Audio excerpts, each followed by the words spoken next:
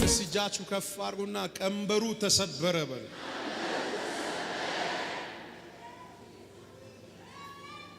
ትንቢተ ኤርምያስ ምዕራፍ 30 ቁጥር 8 ዛሬ 20-30 ዓመት ቤታችን ተቀምጦ ፍሪደማችንን ነፃነታችንን የሚጋፋ አንዳንዶች የበሽታ ቀንበር አለባቸው፣ አንዳንዶች የኃጢአት ቀንበር አለባቸው፣ አንዳንዶች የቤተሰብ የመርገም ቀንበር አለባቸው።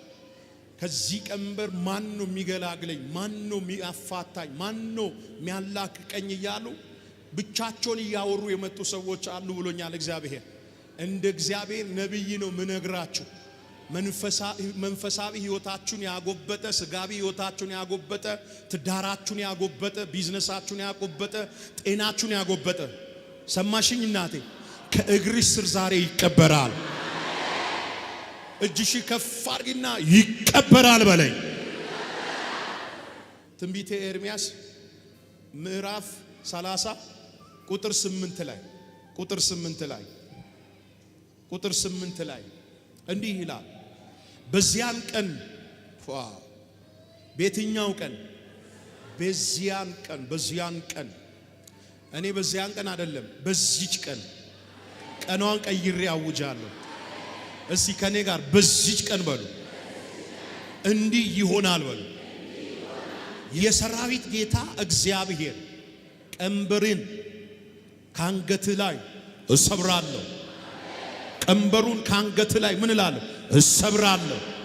ቀጥሎስ እስራትህን እበጥሳለሁ።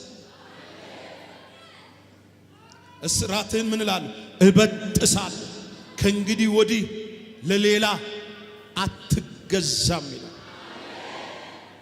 አንድ ሰው አጠገቡ ያለው ሰው ከዚህ በኋላ በሉስ ለበሽታ፣ ለጭንገፋ፣ ለእርግማን አንድ ጮክ ብለ ለእርግማን፣ ለድህነት፣ ለኃጢአት አልገዛም።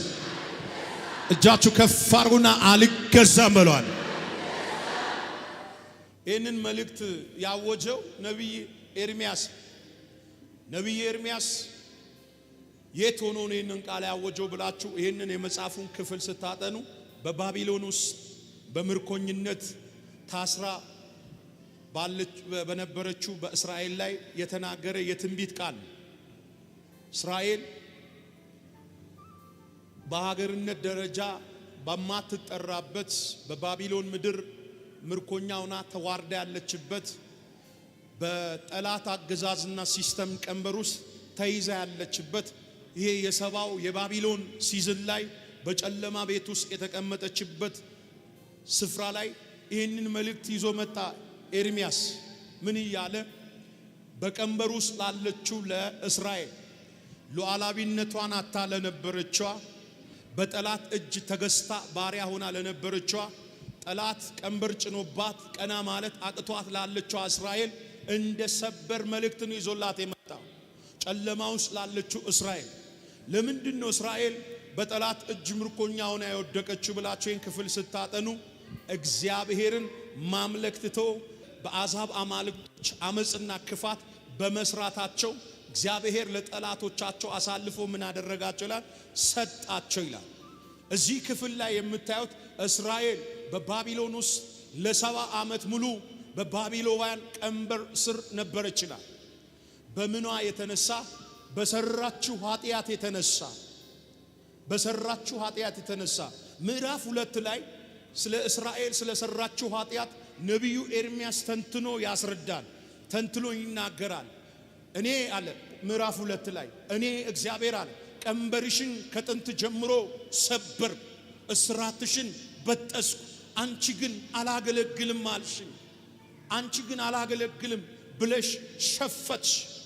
እኔ ማምለክ ትተሽ በሰው እጅ ለተሰሩ ለማይሰሙ ለማያሸቱ ለአሕዛብ ጣዖት ሄደሽ ሴሰሽ፣ ገለሞትሽ፣ በእኔ ፊት አመሰራሽ እያለ እግዚአብሔር እስራኤልን የሚወቅሰው ምዕራፍ ነው። ምዕራፍ 2 ከጥንት ጀምሮ ነው ምንሽን የሰበርኩት? ቀንበርሽን የሰበርኩት። እስራትሽን የበጠስኩት። አንቺ ግን አላት አላገለግልም ብለሽ ሸፈትሽ፣ ከፊቴ ኮበለልሽ፣ ከመንገዴ ራቅሽ፣ ቅድስናሽን ጣልሽ፣ እንቁሽን ጣልሽ እያለ እግዚአብሔር ይወቅሳታል። የሚገርም የእስራኤል ሽንፈት ምንድነው ካላችሁ ዝሙት ወይም እርኩሰት። እግዚአብሔርን ጥላ ከአሕዛብ ሴትና ወንድ ልጆች ጋር ታመነዝር ነበር። ሁለተኛ ውድቀት የአሕዛብን ጣዖት ታመልክ ነበር። ለአሕዛብ ለሰው እጅ ስራዎች ምን ታረግ ነበር? ትሰግድ ነበር። አምላኬ ይሄ አሕዛብ በሰው እጅ የተሰራው ጣዖት ነው ብላ ትናገር ነበር። እግዚአብሔር አስቆጣው። እግዚአብሔርን አበሳጨው። ይሄ ምዕራፍ 2ን ባነብ ሰዓት ስለሌለኝ እንጂ በጣም ብዙዎቻችን የምንማርበት ክፍል።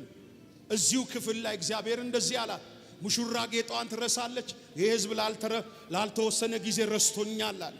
ረስቶኛል። እኔ ውሳኔን የማገባባት ቀን ላይ ሱፍ ረስቼ በቢጃማ አልጠብቃትም። ውሳኔን የምትወስድበት ከኔ ጋር የምትጋባባት ቀን ባለቤቴ የሷ ውበት የሆነው ቬሎ አላት። ምንድነው ቬሎ? የክብር ልብሷ ነው። ይህን ልብስ ልትረሳ አትችልም። ሰርጓ ቀን እግዚአብሔር በነቢዩ አፍ ህዝቡን ይወቅስ ነበር። ወገኔ ዛሬ ቀና ብላችሁ ይስም። ይኸው አንዳንዱ ከአራት አይነት ቀንበር እግዚአብሔር ለሊት ስንጸልይ ነው የተናገረን። ከአራት ቀንበር፣ አንዳንዱ ከኃጢአት ቀንበር፣ አንዳንዱ ከበሽታ ቀንበር፣ አንዳንዱ ከቤተሰብ ከሚመጣ ተወራርሶ ከሚመጣ ከቤተሰብ ጭንገፋ ቀንበር ዛሬ ነፃ ትወጣላችሁ። አጠገባችሁ ያለውን ሰው ቀንበር ይሰበራል በል። ምንሽን ሰበርኩ አላት። ቀንበርሽን ሰበርኩ፣ እስራትሽን በጠስኩ። አንቺ ግን አላገለግልም አልሽ፣ ሸፈትሽ አላት። ልታመነዝሪ ወደ ኮረብታ ወጣሽ ይላታል። ሄሎ፣ በዚህ ሰዓት ነው እስራኤል በጠላት እጅ የወደቀችው። ነገራት፣ የተፈጠረውን አክሲደንት ነገራት፣ ታልፋ የተሰጠችበትን ምንድነው ኪሳራዋ ነገራት። የወደቅሽበት በጠላት እጅ የተሸነፍሽበት ሰክሬቱ ይሄ ነው አላት። ማመንዘርሽ ነው አንደኛው አላት። ሁለተኛው አላት ጣዖትን፣ የሰውን እጅ ስራ፣ የአሕዛብን ጣዖት ምን አደረግሽ? አመለክሽ አላት። እግዚአብሔር ክብሬን ለሌላው ምን አልልም አልሰጥም። ለእጅ ስራ፣ ለሰው እጅ ስራ እግዚአብሔር ክብሩን መስጠት አይፈልግም። ሄሎ፣ እኔ ይሄ ቀንበር መስበር የሚለውን የዛሬ 2-3 ዓመት ኮንፈረንስ አገልግያለሁ እዚህ ከተማ። ስለ ቀንበር 1-5-6 ነገሮች ብዙ አውርቻቸዋል።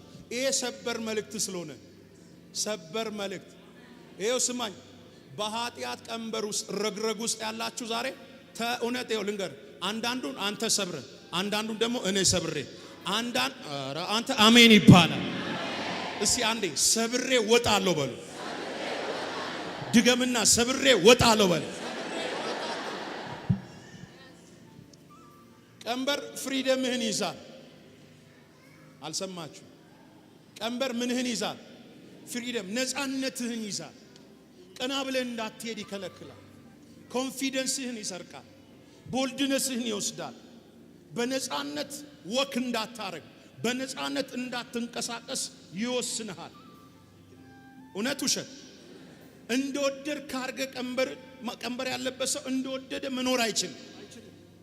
በሆነ ኃይል ስር ውስጥ ምን ሆነዋል ማለት ነው? ተይዟል ማለት ነው።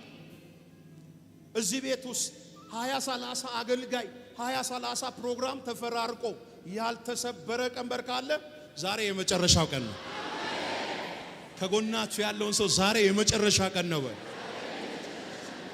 አንዳንዶቻችሁ ከዚህ ቤት ሳትወጡ 20-30 ዓመት ከእድሜያችሁ እኩሌታ ቤታችሁ ውስጥ የተቀመጠ እጅሽ ከፍ አድርጊ፣ ይሰበራል በይ። ስበረው ሲያንዴ ይሰበራል። የእግዚአብሔር ቃል እንዲህ ይላል ዘሌዋውያን ላይ ባሪያዎች እንዳትሆኑ፣ አቤት አቤት፣ ባሪያዎች እንዳትሆኑ አለ። ከግብፅ ይላል ቀንበርን ሰብሬ አወጣችሁ። ምን ሆናችሁ እንድትሄዱ? ቀና ብላችሁ እንድትሄዱ። አጠገባችሁ ያለውን ሰው ዛሬ ቀና ብለህ ትሄዳለህ በሉት። አልሰሙኝም። ቀና ብዬ ሄዳለሁ በይስ። እዩሻ ቀንበር ያለበት ሰው ፍሪደም አለው፣ ነፃነት አለው።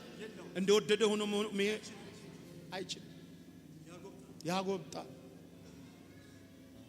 በኃጢአት ጎብጣችሁ የመጣችሁ፣ በበሽታ ጎብጣችሁ የመጣችሁ፣ በቤተሰብ መርገም ጎብጣችሁ የመጣችሁ ጌታ ሆይ እጸልያለሁ ላይፌ ግን ጎባጣ ነው የምትሉ ሰዎች ዛሬ ድንገተኛ የሚመስል ሰበር ዜና አለኝ።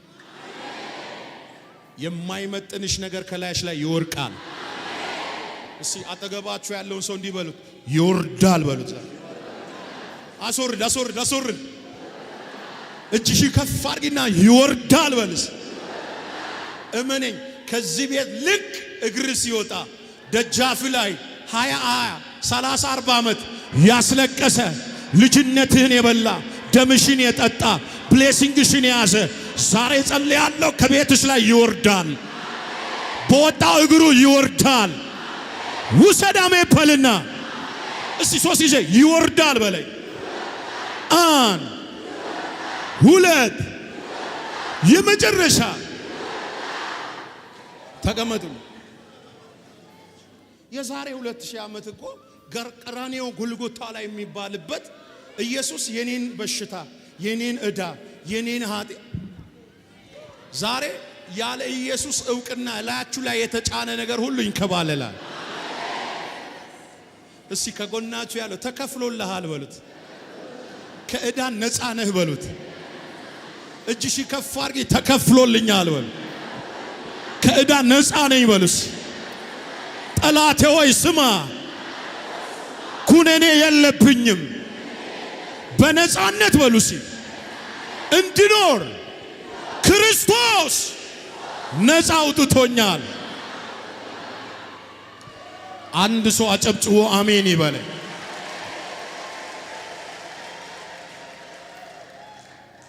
ና በግዞትና በቀንበር እስራት ውስጥ ተይዛ ለነበረችዋ ለእስራኤል መልካም ዜና ወይም መልካም ሜሴጅ ይዞ መጣና እንደዚህ አላት፣ ቀንበርሽን ምን ብያለሁ? ሰብሬዋለሁ። ወዳጆቼ የክፍለ ሀገር ወይም የገጠር ሰው እዚህ ካለ ያውቃል። አንድ ገበሬ በሬዎችን አንገታቸው ላይ ሞፈር ቀንበር አስቀምጦ ነው የሚያርሰው።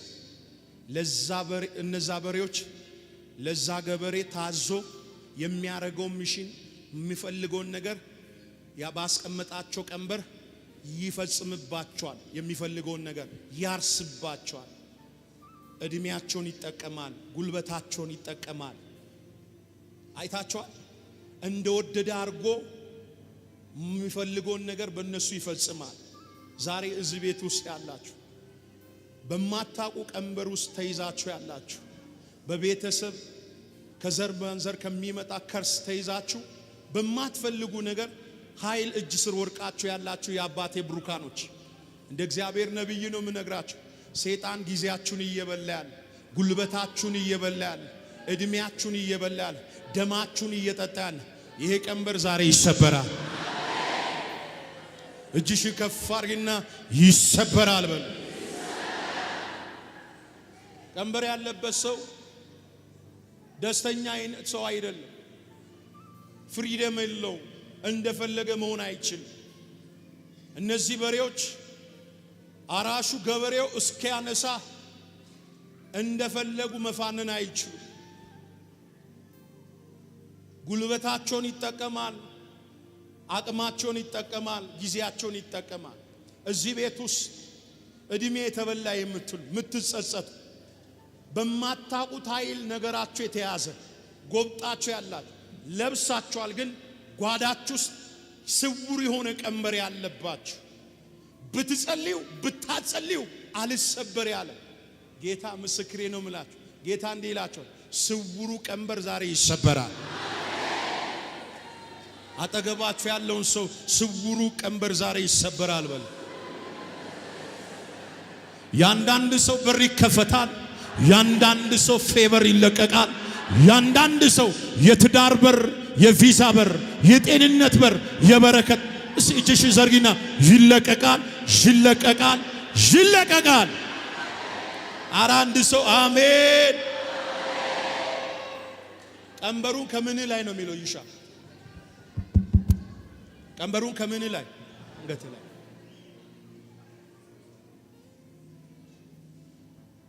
ኢሳይያስ ላይ ነው አይደል? በአንገትሽ ላይ ያለውን እስራት ምን በይ ነው የሚለው? ፍቺ ይላል። ስለዚህ እዚህ ቤት ውስጥ ያላችሁ የአባቴ ብሩካኖች፣ አንዳንዱ የሚታይ ቀንበር አለበት፣ አንዳንዱ ደግሞ ስውር ቀንበር አለበት። አሪፍ ልብስ ለብሷል፣ ግን አሪፍ ቀንበር አለበት።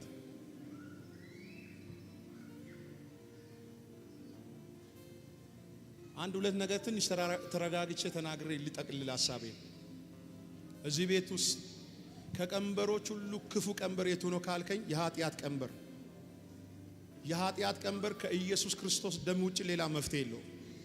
ዛሬ እዚህ ቤት ውስጥ ያላችሁ የአባቴ ብሩካኖች በድግግሞሽ ኃጢአት፣ ባለማወቅ ኃጢአት ቀንበር ውስጥ ያላችሁ፣ በመጠጥ ቀንበር ውስጥ ያላችሁ፣ በሱስ ቀንበር ውስጥ ያላችሁ፣ በዝሙት ቀንበር ውስጥ ያላችሁ፣ በተለያየ አይነት ኃጢአት ቀንበር ውስጥ ያላችሁ እመኑኝ፣ ጌታ ኢየሱስ ማቴዎስ ላይ አንድ ጥሪ ያደረገ፣ እናንተ ደካሞች ሁሉ ወደኔ ሸክም ምን ያለባችሁ የከበደባችሁ። ታማኝ እስረኛ የሚባለው እስረኛ ምን አይነት እስረኛ እንደሆነ ታውቃለህ? ጠዋት 2 ሰዓት ይወጣና ማታ 12 ሰዓት ይገባል። ተመልሶ የት? እስር ቤት ይገባል። እንዲህ አይነት ሰዎች አላችሁ። ታማኝ ቀንበር ውስጥ ታስራችሁ ያላችሁ። ከዚህ ፕሮግራም አሁን ስትወጡ ሰይጣን ደጅ ላይ የሚጠብቃችሁ።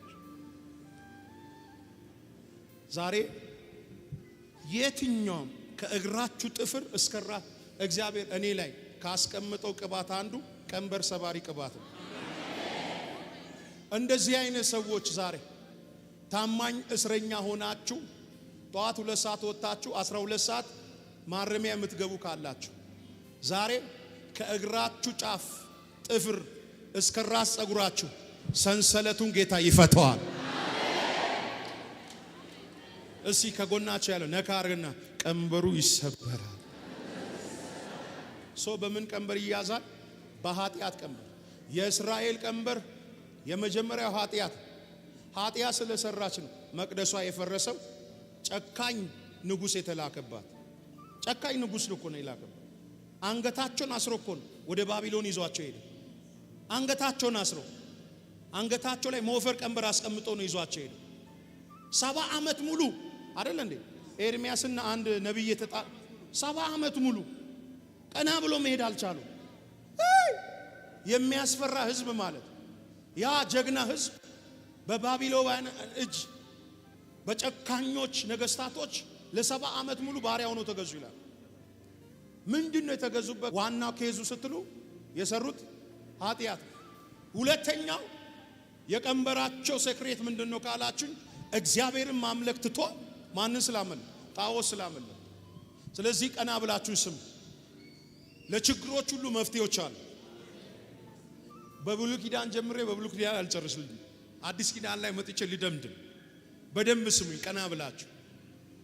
ወደዳችሁም ጠላችሁ እስከ የካቲት 30 እዚህ ቤት ዛሬ የመጣችሁ የሆነ የምስጋና ቁልፍ ይዛችሁ ትመለሳላችሁ። እጅሽ ከፍ አድርጊና አሜን በይ። ተቀመጡ። አንዳንዱ የቤት ክራይ ቀንበር አለበት። ከአንዱ ቤት ወደ ሌላኛው ቤት እየተከራየ በመኪና እየጫንክ የምትንከራተት ካለ ዛሬ ጌታ በቤት ያሳርፋል። ከጎን ያለው ሰው ጌታ ያሳርፋል። መጽሐፍ አውጡ ሲ ገላትያ ላይ ምዕራፍ 5 ቁጥር 1 ፓወርፉል የሆነ ቃል አለ። እንዲህ ይላል፣ በነጻነት ልንኖር ክርስቶስ ነጻ አወጣን ይላል። ከዛስ ከእንግዲህ ጸንታችሁ ቁሙ፣ እንደገና በባርነት ቀንበር እንደገና በምን በባርነት ቀንበር አጠገብ ያለውን ሰው አትያዝ በሉት። ዛሬ አንድ ነገር ልንገራችሁ። ያለ እግዚአብሔር ዕውቅና ያለ እግዚአብሔር ላይሰንስ የሌለው ፍቃድ የሌለው ቤታችን ውስጥ እየጨፈረ ያለ ጓዳችን ውስጥ እየጨፈረ ያለ እየሰማች ነው። እድሜህን እየበላ ያለ ኪኒኒ እያስቃምሽ ያለ ደምሽን እየጠጣ ያለ ደንግባትሽን እየበላ ያለ ስትወጪ በር ላይ ቆሞ የሚኮረኩምሽ ዛሬ ይፋታሻል።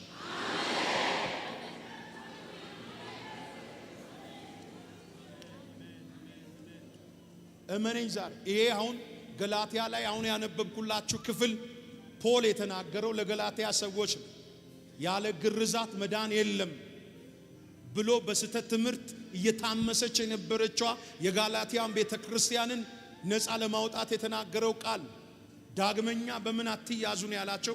በቀንበር አትያዙ ነው ያላቸው። እማ ስምኝ ዛሬ ከእናትሽና ከእናትሽ አያት ከቤተሰብሽ ዘር ሐረግ እየተንከባለለ የሚመጣ ነፃነትሽን የሚገፍ የቀንበር ኃይል ዛሬ ይሰበራል። እሺ እጅሽ ከፋሪና ይሰበራል በል። በምን እንድኖር እዩሻ? በነፃነት ኦሬዲ ኢየሱስ በምን እንድትኖር ነው ነፃ ያወጣ? በነፃ እንድትኖር ነፃ አውጥቶሻል። ስለዚህ ዛሬ ኩነኔ ያለባችሁ ምትከሰሱ ተስፋ እንደሌላችሁ ሰይጣን በመረጃ በማስረጃ መጥቶ የሚከሳል። ለሊስ ጸልይ እግዚአብሔር ራእይ ምዕራፍ 12 ላይ ያለውን ቃል ይሰጠኛል። የቀድሞ እባብ ያሁኑ ዘንዶ ይላል። ቀንና ሌሊት የሚከሳችሁ ይላል። የወንድሞች ከሳሽ ይላል። ምን ብሏል ይላል? ተጥሏል ይላል። ቀድሞ እባብ ነው። አሁን ግን ምን ሆኗል? ዘንዶ ሆኗል። ዶዙን ጨምሯል፣ ቴክኒኩን ጨምሯል፣ ታክቲኩን ጨምሯል፣ ሳይዙን ጨምሯል፣ ጥበቡን ጨምሯል። የፈለገ ነገር ይጨምር እንጂ እንደ መብረቅ ዛሬ ከደጃፋችሁ ፊት ይወርቃል። እስቲ አንዴ ይወርቃል በል። ሌላኛው ትንቢት ነቢዩ ኢሳይያስ የተነበየው ባቢሎን ውስጥ ከነ ኤርሚያስ ቀጥሎ የተነበየው አንድ ትንቢት አለ። እስቲ አውጡት። እሱ ትንቢተ ኢሳይያስ ምዕራፍ 14 ቁጥር 3 ላይ በዚያን ቀን እንዲህ ይሆናል፣ እግዚአብሔር ከሐዘንና ከመከራ ከተገዛለት ከጽኑ ባርነት ያሳርፈሃል። እሺ ከዛስ? ይህንን ምሳሌ ለባቢሎን ንጉሥ ላይ ታነሳለ፣ እንዲህም ትላለ፣ አስጨናቂህ እንዴት አረፈ፣ አስገባሪስ እንዴት ጸጥ አለ። ይህን ቃል ባካችሁ ከቻላችሁ ዛሬ በራችሁ ላይ ፕሪንት አድርጋችሁ ለጥፉ። እንዴት አረፈ፣ እንዴት ጸጥ አለ። እግዚአብሔር ከጓዳችሁ ውስጥ የሐዘን የበሽታ የጭንገፋን ፋይላችሁን ይወስዳል። ተስማማን? ቀኝ እጃችሁን ከፍ አድርጉ፣ አይናችሁን ጨፍኑ። አንድ ደቂቃ እንዲህ ያላችሁ ጸልዩ። እጂ በእኔ ላይ ትምጣ፣ ዝገቴን እጠብ፣ በደሌን እጠብ፣ በሽታዬን አንሳ። አንድ ደቂቃ ሁሉ ሰው ይጸልይ። ቴንክ ዩ ጂሰስ። አትለፈኝ በሉት። የጢሞቴዎስ ልጅ በርጤሜዎስ በእግዚአብሔር ፊት እንዲህ ብሎ ጸለየ። የዳዊት ልጅ ሆይ ማረኝ አለ። እባካችሁ አንድ ደቂቃ ስውር ቀንበሬ ይሰበር ጌታ ሆይ፣ ስውር ኃጢአቴን ይቅር በለኝ። ስበሩ ከላያችሁ ላይ የኢየሱስም ደም ጥሩ አንድ ደቂቃ ጥሩ። እየተከታተለ ሚነድፍሽን እባብ እግዚአብሔር እንዲመታ እጠበኝ በይ። እጅ በእኔ ላይ ትምጣ፣ ዝገቴን አንጻልኝ፣ ቆርቆሮዬን አስወግድልኝ። ሬማሳ ካባሽ ዊሎቦስ ሌማማማማስ። የሰለቸው ሰው አለ? እስቲ አንድ አይነት ህይወት የሰለቸው ሰው፣ ቀንበር የሰረቸው ሰው በሉ እንግዲህ አሁን እየተንቀሳቀሳችሁ አራግፉ ከላያችሁ ላይ የትኛውንም የበሽታ ስኳር፣ ደም ብዛት፣ ጭንገፋ እባካችሁ ድምጻችሁን አልሰማውም። አራግፊ እናቴ። ሂድ ከቤተሰብ የመጣ የበሽታ ቀንበር፣ የጭንገፋ ቀንበር፣ የእርግማን ቀንበር የሆነም ሰው የሚጸልይ ሰው አለ እዚህ ቤት። እስቲ ከላይ ላራግፍ፣ ይራገፍ ዛሬ። ጄባባባባባስ ቴንክ ዩ ጂሰስ። የሆነ ሰው የጎበጠ ሰው ሲቀና ያለ የሚኢላሃዳል ፓሻንያ ከተሰላቻችሁት በሰፈር መንፈስ ቅዱስ ሲያላቅቃችሁ ያየው ነው። ሳላቦሽ ረባባባባባባባባባባ እናቴ አራግፊ ሲከላሽ ላይ ከጫንቃዬ ላይ ከደሜ ላይ ከደም ስሬ ውስጥ ይውጣ ይውጣ። ረባባባባባባባስ የስ የስ የስ የስ የስ መንፈስ ቅዱስ የስ መንፈስ ቅዱስ የስ መንፈስ ቅዱስ የስ መንፈስ ቅዱስ የፋይናንስ ቀንበር የተሰበረ ይሆን። የኃጢአት ቀንበር የተሰበረ ይሆን። የጭንገፋ ቀንበር የተሰበረ ይሆን። አምጣ አምጣ፣ እጅን ስጠኝ፣ እጅን ስጠኝ፣ እጅን ስጠኝ። እግዚአብሔር እንዲህ ይላቸዋል፣ በዚህ 5 ቀን ጆሮ ያለው ይስማኝ። በዚህ 5 ቀን የሰው እጅ የሌለ በር ይከፈትልሃል። የሰው እጅ የሌለ አና ካታራማስ ዘራፍ ዘራፍ እተነብያለሁ። ሰይጣን ዘግቶ ሄዶን በር ዛሬ ከፍቻለሁ። ሊካሩማሲ ከባ በምድር የምታስሩትን በሰማይ የታሰረ ይሆናል። በምድር የምትከፍተው በሰማይ የተከፈተ። አንተ ሰው እጅ ዘርጋ። ሩቱ ሻባባባ አኑሱ ቱምባራ እንደዚህ በላቸው ይለኛል። በዚህ 5 ቀን ህልም ነው እውነት ነው፣ ውሸት ነው እውነት ነው እስኪሉ እጃቸውን በአፋቸው እስኪጭኑ እግዚአብሔር እንደዚህ ይለኛል፣ ከፊታቸው ሰብሬ አልፋለሁ አለኝ። ሰብሬ አልፋለሁ አለኝ። ሰብሬ አልፋለሁ።